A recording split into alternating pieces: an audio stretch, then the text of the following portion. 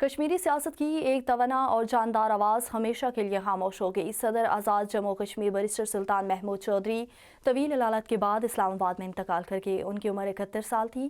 نماز جنازہ آج دوپہر 3 بجے ان کے آبائی گاؤں چیچیاں میرپور میں ادا کی جائے گی۔